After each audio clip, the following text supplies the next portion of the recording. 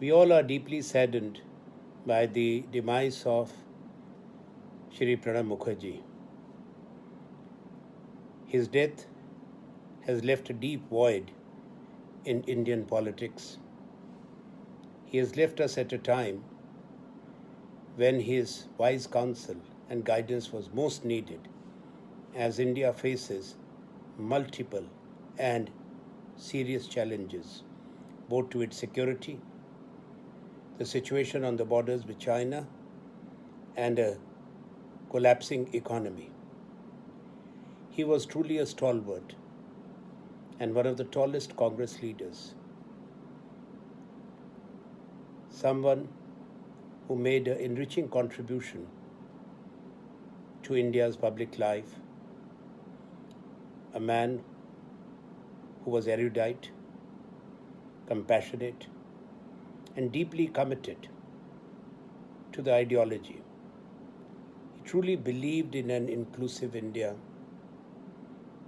what Mahatma Gandhi and Pandit Nehru envisioned. I have fond memories of working with him, both in the party and in the government. We worked together to bring out the 2 volumes of the Ready Reckoner on the 125th anniversary of the Congress for the Congress workers, and also the publication of the 5th volume of Congress history and the special editions on that occasion. I was impressed by his amazing memory, his photo recalls, his connect with history. I have not come across another congressman who has the same qualities. Pranabji's work as a minister. When he was the External Affairs Minister, I was his Minister of State. He was heading almost 24 GOMs and the coordination committee with the left. He didn't have time. So he delegated an enormous amount of ministerial responsibilities to me and guided me to grow.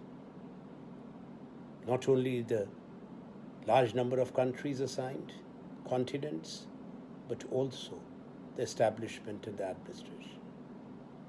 He was always encouraging, a tough taskmaster. And if I may say, he was a man of great emotion and passion. He may have a strong disagreement with someone and a very intense and tense debate on the floor of the House, but he'll reach out with charm. He had no hesitation to express regret if he felt he was on the wrong side. He had an amazing ability to reach political leaders across the spectrum and build a consensus. So he was not only the man to turn to for crisis, but he was also a consensus builder, both for running a government, for running a country. He believed that only consensus can keep India united and strong. I wish to specially recall the aftermath of the terror attack in Mumbai in November 2008, when Pranabji and me were ministers in South Block, he being the experienced senior.